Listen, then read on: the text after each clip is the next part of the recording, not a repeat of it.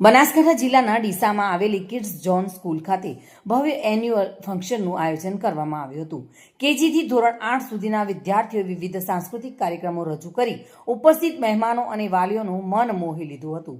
બનાસકાંઠાના ડીસાની kids zone સ્કૂલના પ્રાંગણમાંથી આ દ્રશ્યો સામે આવી રહ્યા છે, જ્યાં એન્યુઅલ ફંક્શનના રંગારંગ માહોલ જોવા મળ્યું હતું. કેજીથી લઈને ધોરણ 8 સુધીના વિદ્યાર્થીઓએ નૃત્ય, ગીત, નાટ્ય, રજૂઆતો અને વિવિધ સર્જનાત્મક કાર્યક્રમમાં ઉત્સાહભેર ભાગ લીધો હતો.